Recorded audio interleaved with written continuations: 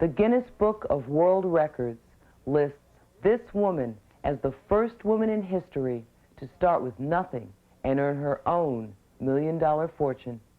Her name was Madame C.J. Walker, and this is her story.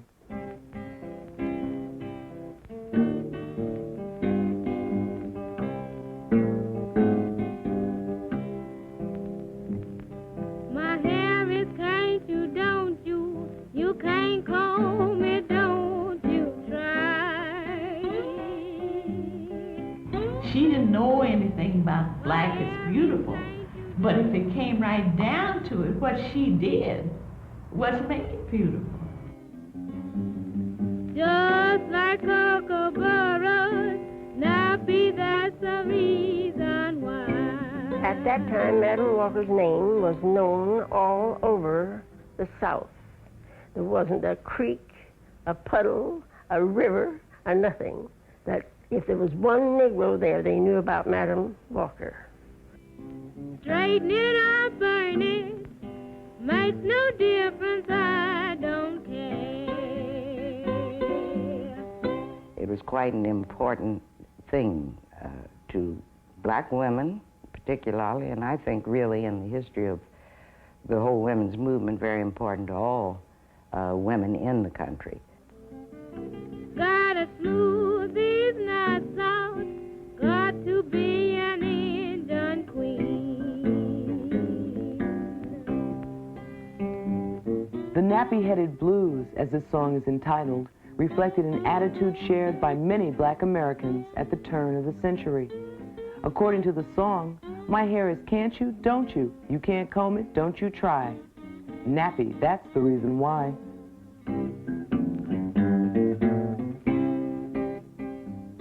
In those days, nappy hair was considered a problem by just about everyone, except Madame C.J. Walker. She was born Sarah Breedlove in 1867 to slaves newly freed by the Civil War in this cabin in Delta, Louisiana. Married at 14, widowed with a daughter, Aurelia, at 20, she had little other than her dreams. Dreams, she said, of a magic formula that would solve those nappy-headed blues. For Madame C.J. Walker, these nappy heads would become her fortune, although she began with only $2 and a dream.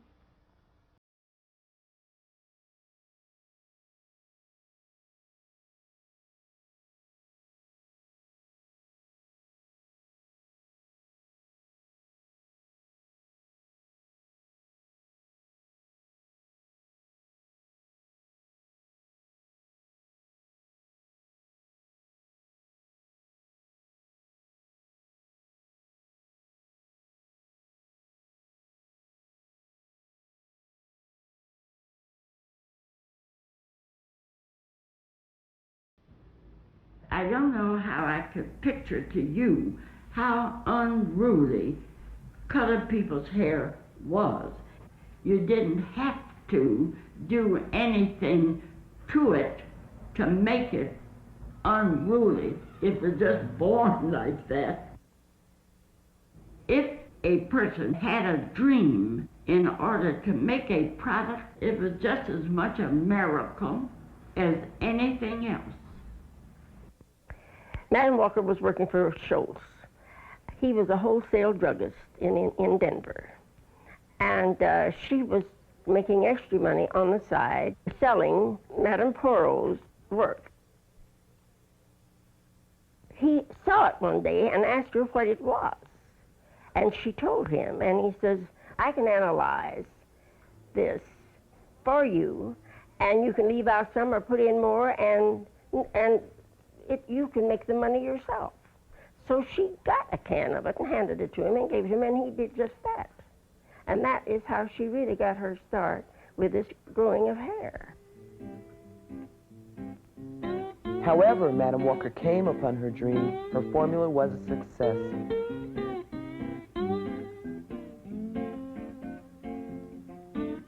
By 1910, she was able to set up shop in this small factory in Indianapolis. Madam Walker recommended a system of hair care.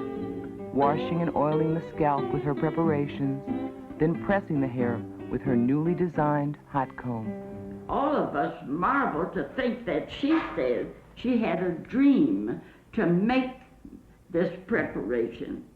And she made the preparation, then a dream to use a hot comb, and even dreamed how to make the comb and the product plus the procedure. It was a godsend for the colored race. I had a beauty shop from 1906 to 1946. I had a white shop. The banker's wife, the mayor's wife, and everybody that was anybody came to my shop. Madam Walker, to my idea, was something that a person could. You'd have to honor her for what she had done. She had taught us how to take care of our hair.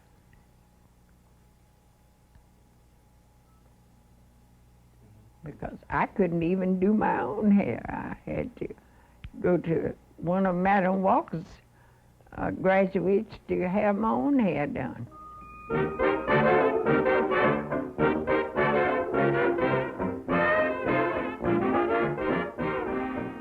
There were 10 million black people living in the United States in 1912. Madam's dream was able to grow.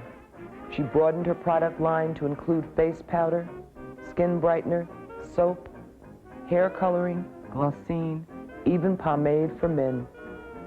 Eventually, 23 products shared the Walker label.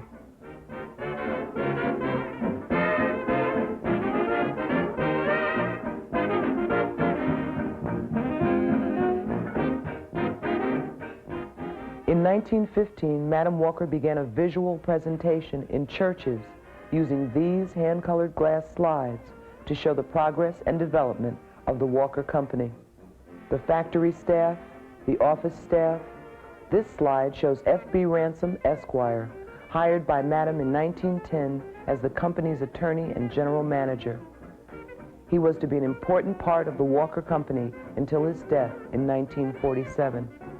The presentation included a slide of the company's newly acquired delivery truck, Madam's Indianapolis home, and even pointed out the progress made by blacks in the country. Madam Walker traveled tirelessly around the country. Soon, Walker products were selling throughout the United States and the world.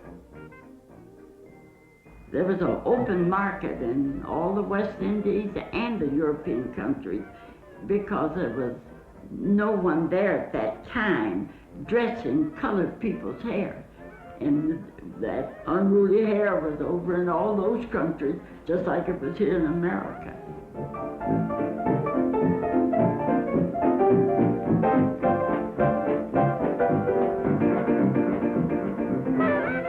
Madam's determination, coupled with the company's innovative advertising, brought quick and great rewards. I heard that Madam Walker was making lots of money, that Madam Walker was putting a lot of personal effort in it, that she was visiting the homes and hometowns of Negro women, and that they were flocking towards her. She endeavored to get the preachers on her side. Them preachers would tell the Negroes back in the towns where they come from what a wonderful thing this here black queen done got. And them black women would buy that stuff so fast that like leaves falling off a tree. Madam Walker was making $1,000 a day. And if it went to 900 today, tomorrow it'd be 1,100. And they were less than $1,000 a day, and that was week in and week out for I don't know how many years, but for a long, long time. And at that time, there was no tax taken out of it. Madam Walker came here one time and talked at the college, and I recall I loved the way her mannerisms got me. I knew she was a great woman, and we looked upon her as a great woman. And I recall after she had been introduced and walked to the platform, she took off a floor-length mink coat. And she didn't pull it off until after the applause, and she attempted to lay it on a chair, and it fell to the floor, and someone ran to pick it up, and she said, "That's all right, that's all right." See, a mink coat falling on the floor to Madam Walker didn't matter. Now I'm a brown girl,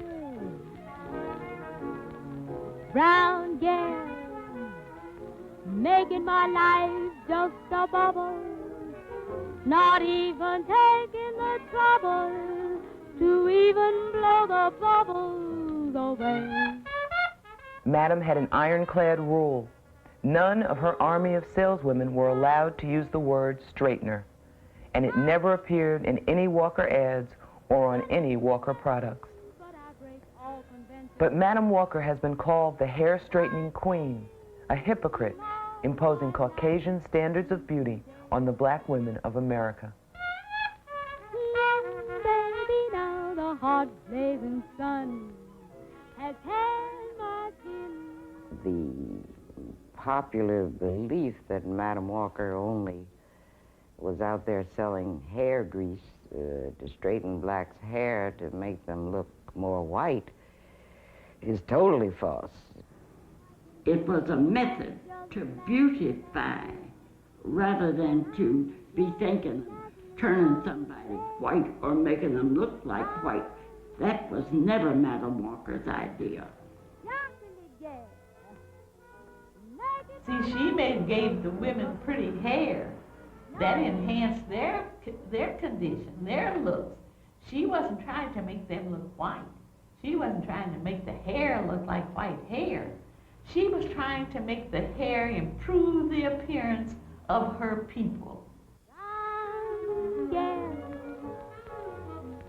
Chocolate girl, making my life just a bubble, not even taking the trouble to even blow bubbles away.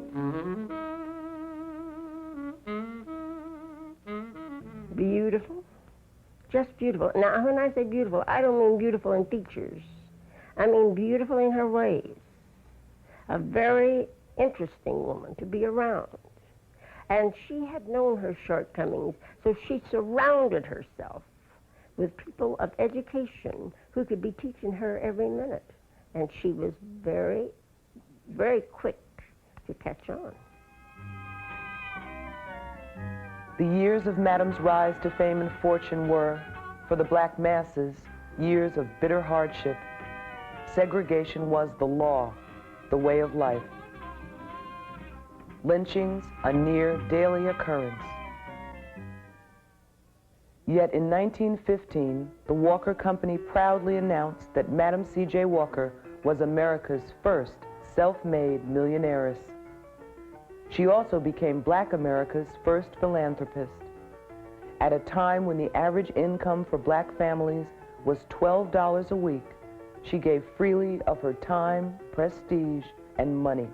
$5,000 to an anti-lynching fund, $5,000 to the YMCA, $5,000 to a friend, Mary McLeod Bethune, to help with her school. The Walker Company declared Madame C.J. Walker the greatest benefactress of her race.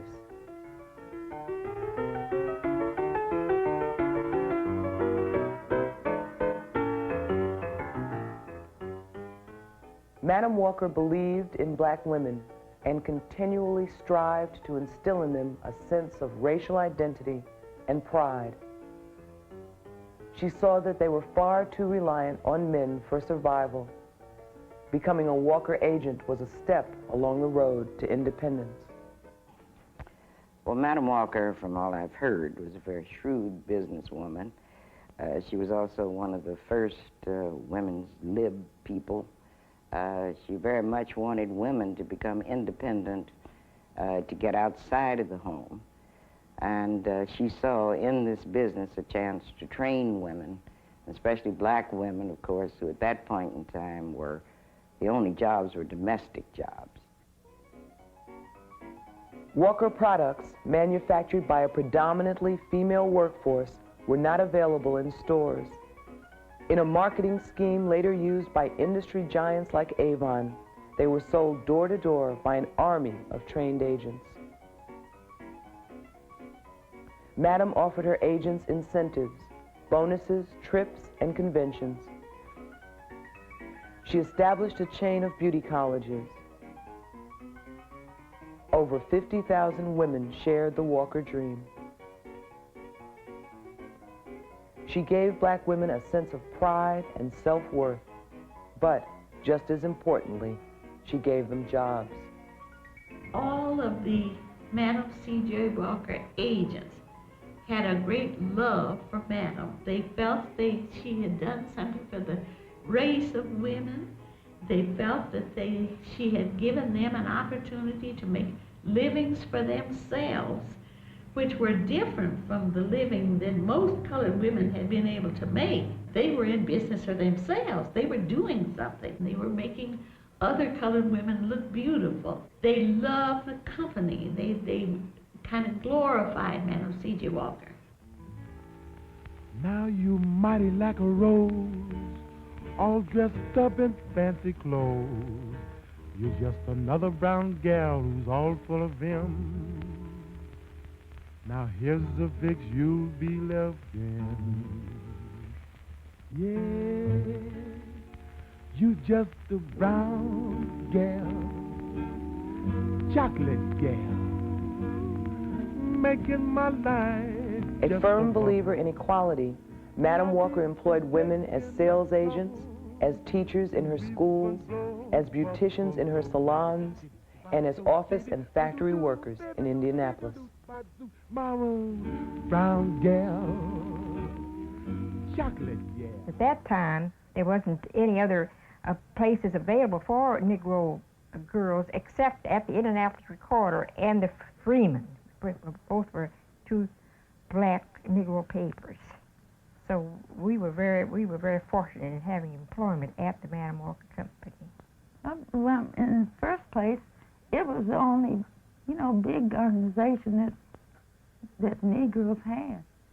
And they had a real nice crew that worked in the back. Esther and I worked in the same room most of the time, didn't we? Yes, we did. And then another thing, too, we just were thinking about the Madame Walker made that great discovery. And that she was doing so much to help our people and to help our women to look beautiful. And all women like to look beautiful and always look well-groomed. And of course, we always, we started using the products too in order that we could make ourselves look beautiful too. Oh, do, they go marching through, baby. All the sweethearts on parade. Kind of grind. She just taught black women to be proud of themselves so that they, in turn, could demand things that they couldn't have gotten otherwise if they didn't have a certain amount of pride attached to them. I'd love to join their fun. Madame's lifelong dream of beauty, independence, and self-respect had become a reality. Black was indeed beautiful, and Walker's sales continued to grow. While the firm's headquarters remained in Indianapolis, Madame moved east to New York. She decided to build herself a home, and what a home it turned out to be. The Villa Luaro, designed in 1917 by black architect Vertner Tandy Sr., was the shining proof of the Walker Company's success. Located in suburban Irvington, New York, amid the estates of the Rockefellers and Thomas Edison, the villa made an overwhelming statement that achievement in this society was no longer for whites only. I have never, even since, seen anything like it. Not even on the tours of some of the castles and things that I had been to, there's never been anything like that. It was just fantastic. It was so beautiful.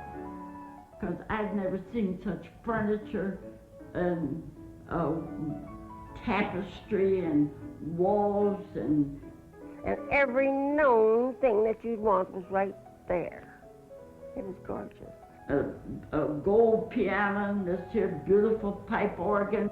In every room, music was piped into it, and that was something we didn't have here in this part of the We didn't know about piped-in music. It was wonderful. I think must have had around 30 some odd to maybe near to 40 or 50 rooms. Just one room after another, just something like out of a picture book.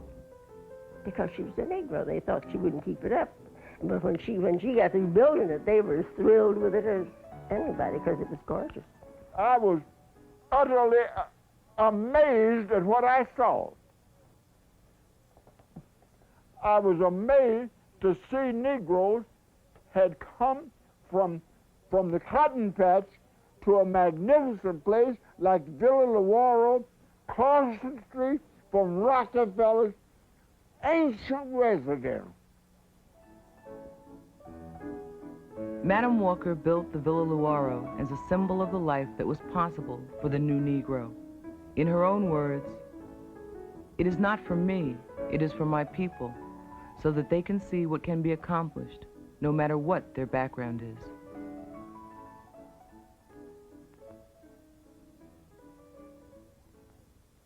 I mean, it was just something.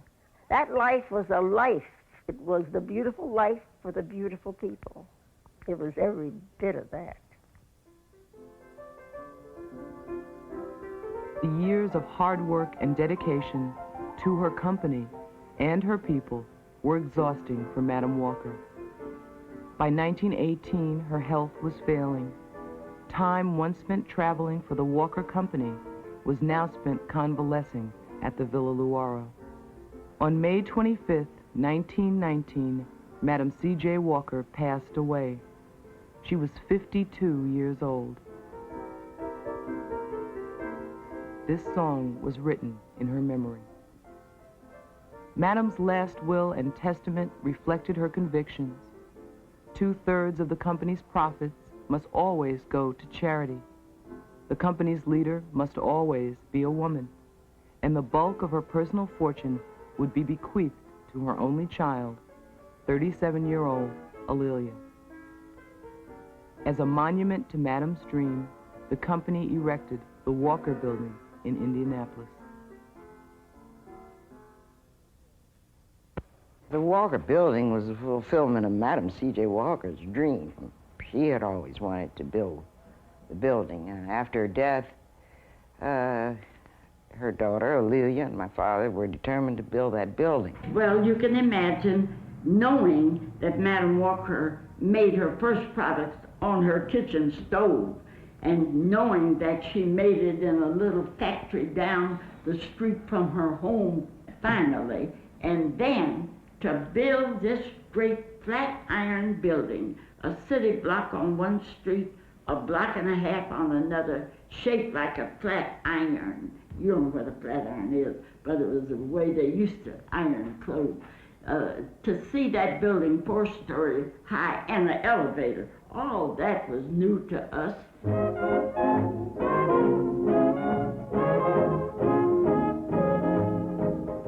The Walker Building opened with fanfare on the eve of the Great Depression. The company produced this film to showcase its accomplishments. It replaced the slide presentation and was shown in black churches, meeting halls, and theaters throughout the country. The film gave a complete picture of the Walker daily operation. The workers arrive in the morning. The hand packing of Walker products begins. An order is brought by F.B. Ransom to the forelady of the factory.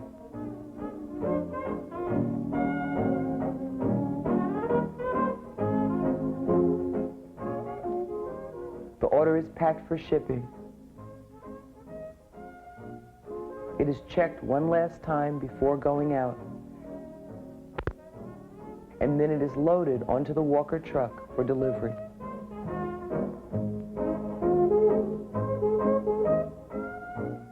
The Walker Building was more than just a factory. It served black Indianapolis as a shopping mall. At the barber shop, the gents could get a haircut and the ladies could get a manicure.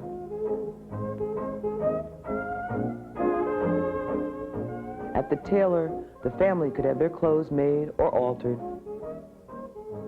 The shoeshine parlor was always a step ahead of the latest news. A well-stocked grocery store was available, as was a grand ballroom that doubled as a meeting hall.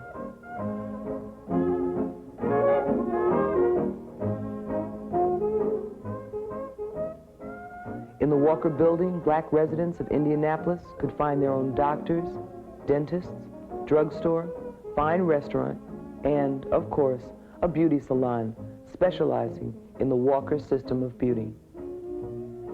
For black Indianapolis, the Walker Building was a mecca, a source of jobs, a source of pleasure, a source of pride.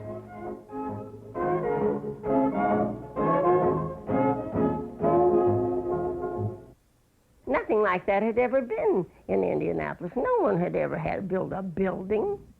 Of all the people in Indianapolis who were supposed to have so much money, none of them had ever built anything, maybe a little house and 2 or 3 outhouses. That's about all.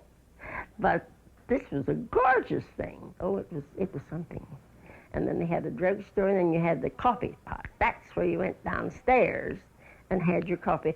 And you met there on Sundays and after church, and any time in the week. You could, if you couldn't find anybody, go down to the coffee pot and you'd find them. And that went for older people as well as younger people. It was a lovely meeting place. And then they had this beautiful ballroom with the crystal ball. You remember that, Esther? Oh yes, I do, because we had some happy nights there. Yeah. We attended the That's dances right. and like that. It was very fantastic. And we had a beautiful pipe organ too in the theater. And it was really the only place that people went. The coffee pot was cozy, the ballroom was grand, but the showplace of the Walker Building was its theater. Madame had sued a local Indianapolis theater over its segregated admissions policy. The Walker Theater would have made the lady smile.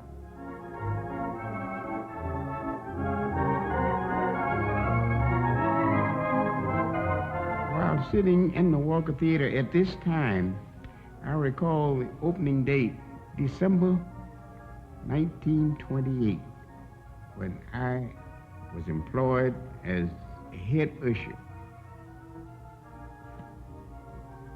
The opening date was a gala event. The whole town turned out. It was a night to be remembered in Indianapolis. The theater was definitely a showplace. It was the first Negro constructed, owned, and operated new theater for Negroes in the United States. All other theaters in Indianapolis at the time, and I suppose Indiana, were segregated. The place of the Walker Building in Indianapolis, and I think in Black America, is unparalleled. The fact is that at that point in time, the blacks could not go to the movies in Indianapolis. They could not go to white hotels. They could not go to dance halls. Doctors, physicians, dentists, lawyers were having problems getting offices, and the building really fulfilled a great need. When I first came here in 1911, you could go to the moving picture shows.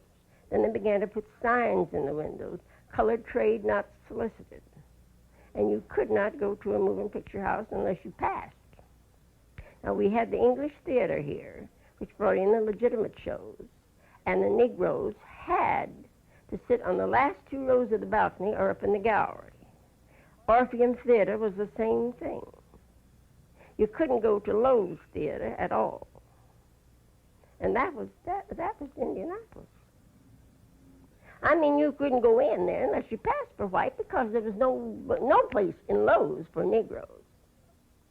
You couldn't eat in the 5 and 10 cent store to sit down and eat in a 5-cent store. You couldn't get a ice cream soda downtown in a drugstore. But the Walker Building changed that. Now, blacks in Indianapolis had their own soda fountain in the same building with their own theater. The Walker Theater presented vaudeville shows, and with the arrival of the talkies, first-run films. Some were quite a change from the studio's usual lily white productions. Some black pictures were shown at the theater. I believe most of the black pictures that were produced in the United States, those pictures were completely black, produced and acted. I think black people were happy to see black people on the screen, happy to see black people producing pictures, happy to see themselves portrayed in motion picture. I am confessing, got that gambling craze. Will I learn my lesson? Oh, I'll be broke for 30 days. I can't trust at the store. I'm a bustin' am I By the time of the Walker Building's dedication, daughter Aurelia had moved to New York. Little Naptown could not contain her dynamic spirit. Neither, as it turned out, could big New York. Aurelia Walker was the embodiment of an unrealized fantasy in black America. She was one of the first blacks in the United States to inherit indisputable wealth. She followed not an uncommon tradition among America's moneyed families. The first generation earns, the second generation spends. Aurelia, the daughter, Madame Walker's daughter, was young. She'd had everything at her fingertips. She was bound to be different. She couldn't have been just like Madame Walker. Madame Walker came from scratch with an idea and a dream and all of that. She worked her way up. Aurelia was given everything, every opportunity. You wouldn't expect her to be like her mother in that respect. I've got the world on a string, sitting on a rainbow, got the string around my finger. What a life, what a world. Aurelia's personality was absolutely fantastic. She could make friends with anybody. She had that happy faculty. Her mother was a little reticent, but Aurelia was just outgoing. And the minute that you saw her, you just fell in love with her. I've got a song that I sing. I can make the rain go anytime I move my finger. Lucky me. She was an Amazonian-type woman. She was not a fat woman, just a large woman. She knew how to dress, and she dressed. She liked to eat. She liked to party.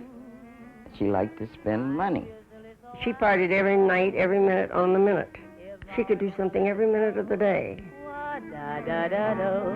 I've got the world on a string, sitting on a rainbow, got the string around my finger. What a life, what a world. Well, we went to the Cotton Club. And when they saw Aurelia Walker come, they fell back to let the famous Aurelia Walker with her party come in.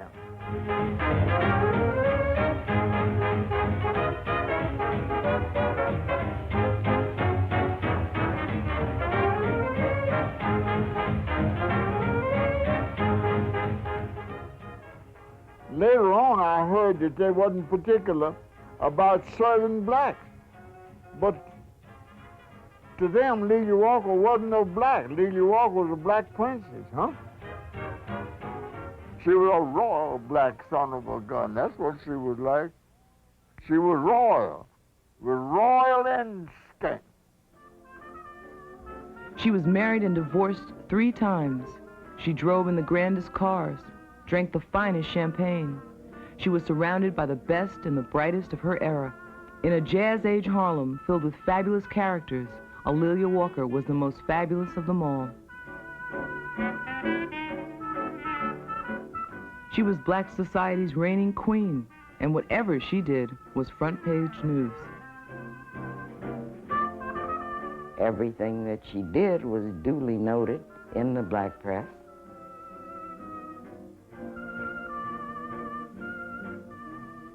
she was a glamorous individual to many people. And it also happened to have given the company millions of dollars worth of publicity. Leah Walker was excellent for the Walker Company.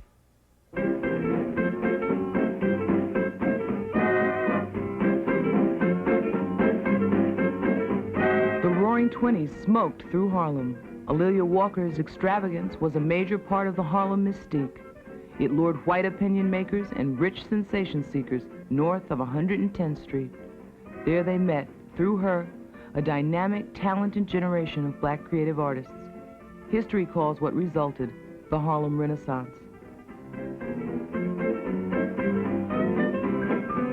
Go Harlem, go Harlem, go Harlem, go Harlem. Here's how. Get rhythm, get rhythm, get rhythm, get rhythm. Start now, laugh, laugh, laugh, turn to laugh, laugh your cares away. Sing, sing, sing, sing a song, turn your work to play.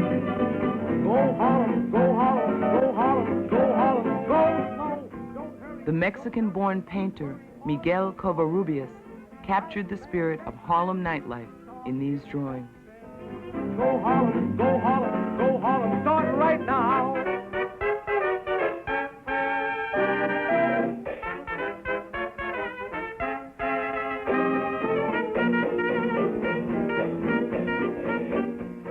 Aaliyah opened her own little night spot. She called it the Dark Tower. It was a hangout for artists and those who respected their talents. Langston Hughes, Countee Cullen, Zora Neale Hurston, Claude McKay, all left a mark on this nation's literary landscape. They were all Dark Tower regulars and benefited from Aaliyah Walker's wide social circle. After she got the Dark Towers, then that was kind of a hangout. Everybody tried to go to Dark Towers on Sunday night to be up there and see who was out and see who wasn't out and see who was in and so forth. And it was quite interesting. And it was a place where people knew that they could meet. If they had strangers in town, they'd take them to the Dark Towers so they'd be sure to meet all of the celebrities of the city because they would be there. And that would be white and black. It wasn't just only Negroes. Monday through Saturday, Aaliyah reigned in Harlem. Sunday, though, was not a day of rest. Her non-stop party moved to the outskirts of town, the Villa Luaro. Riffs from Armstrong and Ellington gave way to the harmonies of Schubert, Brahms, and Chopin. Aaliyah was considered the leader of Negro society. And on Sunday afternoon, she was famous for her musicals. She would pick out the outstanding talent among our people to present to not only our people, but to the elite of the other race. They looked forward to coming to Leah Walker's musicals. The musicians were black, talented, and unknown. The guests were mostly white, either rich, influential, or both, such as critic Carl Van Vechten. And the name of Carl Van Vechten, naturally, that really carried all the weight in the world because he was the most outstanding music critic in New York City. And he made it his business to be there. He was interested to see what the Negroes really had to offer in the field of art. And I think that was her main purpose, to inform them what we are and what we do and what we stand for. But if Aaliyah had fame, fortune, and influence, love seemed destined to elude her forever. Her marriages were stormy, her divorces bitter, and she was childless. It appeared the Walker dynasty would end with her, until Mae Bryant came into Aaliyah's life. Aaliyah Walker met Mae Bryant on one of her business trips to Indianapolis. And Mae was working in the factory of the Walker Company. Aaliyah first noticed her because Mae had such a beautiful head of hair. She had very, very long hair, and it came down to her waist. Mae was darker than a woman who had hair like May's usually was. May had long hair, and they were trying to sell hair goods. And they used May for ads at first, just the back of her head, really, just the hair. So they became friendlier and friendlier, and she felt that she could help this girl, and she adopted May. And they used May as a front by saying that their goods grew May's hair. And Aaliyah used that, as I view it, to advance their economic progress. My impression of May was that she was an adopted Cinderella. Cinderella came into great luxury and so forth from nowhere. Heaven, heaven, heaven, heaven. I don't need golden wings or none of those things, 'cause Harlem's heaven to me. The tabloids called it the $1 Million Wedding. They weren't far off the mark. May Bryant, the shy, young Walker heiress, became the bride of Gordon Jackson, a doctor from Chicago.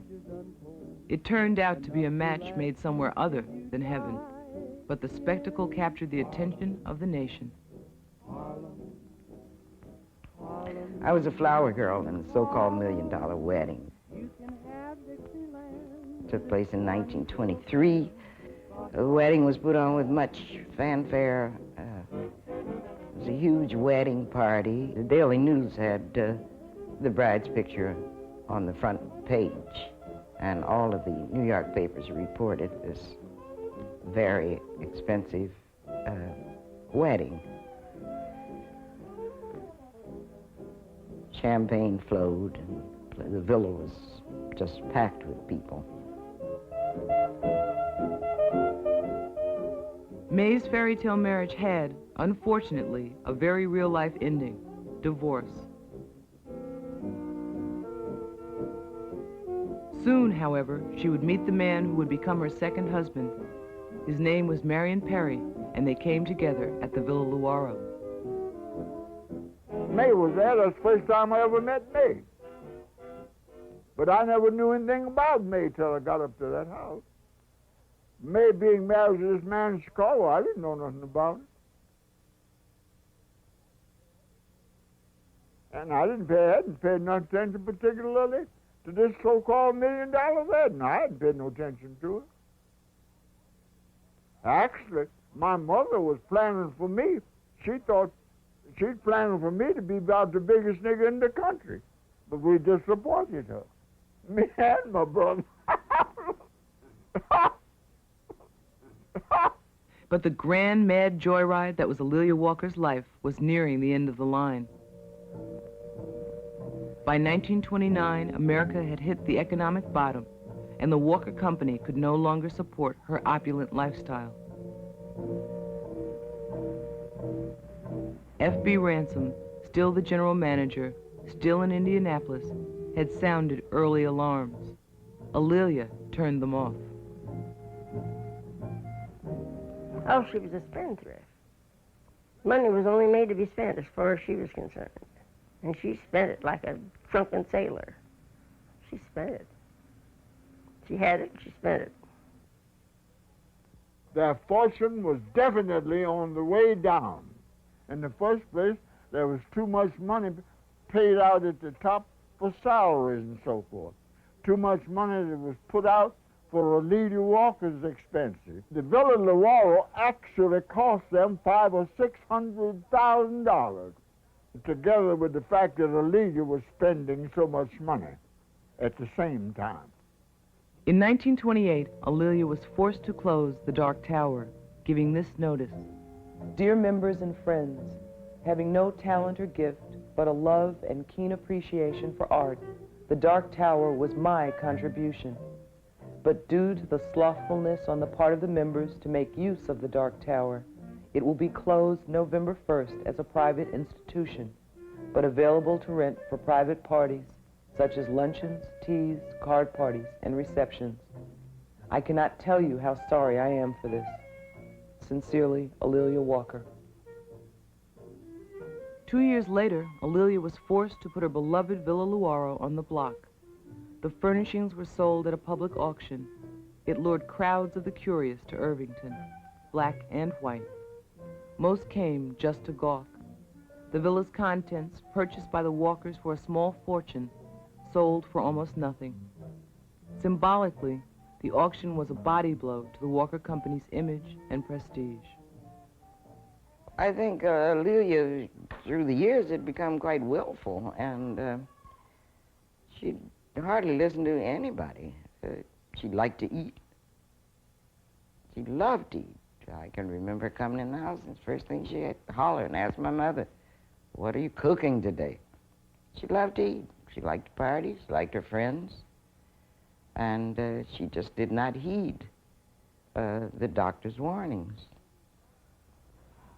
It is my personal opinion that Aurelia knew that her fortune was declining and that she no longer would be in the ascendancy, that she didn't care really if she lived or died, but that she was going to live in luxury as long as she lived, and she went there and she ate too much and drank too much, and she knew it, and the doctor had told her to be careful, and she didn't be careful, and I believe it knocked Aurelia out because Aurelia wanted to be knocked out.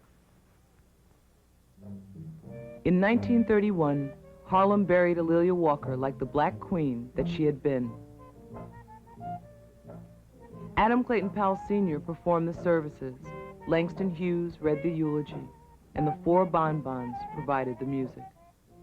Well, I think we were the only musical organization that was represented, and we did, I think this is one of her favorites, Leah's favorites, "I'll Be Seeing You" by Noel Coward.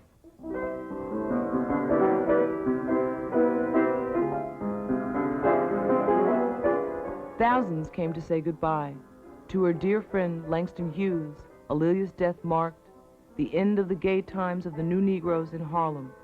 The crash of 1929, he wrote, left white people with less money to spend on themselves and practically none to spend on Negroes. The Depression, Hughes added, brought everybody down a peg or two, and the Negroes had but a few pegs to fall.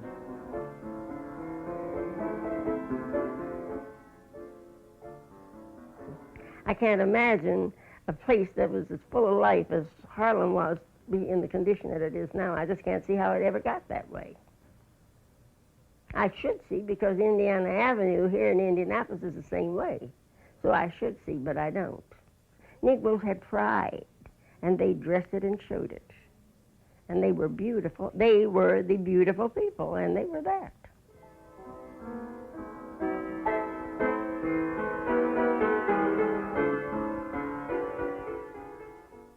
It seems as though we gave up. We gave up and just, our restaurants, we had restaurants, inns, and when we could go to their inns, then we forgot that man. In fact, I've had friends to call colored restaurants. The one that I'd go to this evening, if I was taking New York for dinner, I'd go to it. They call it the Greasy Spoon now. They can't, I don't understand us. That's the part I don't understand. We don't have enough race pride. That's what I see. Ambition and courage, $2 and a dream. The Walker story is a remarkable example of American achievement. And although in time some of Madame's dreams were crushed, she would not have mourned for long. Madame C.J. Walker, a great student of experience, would have dreamed another, and she would have made it work.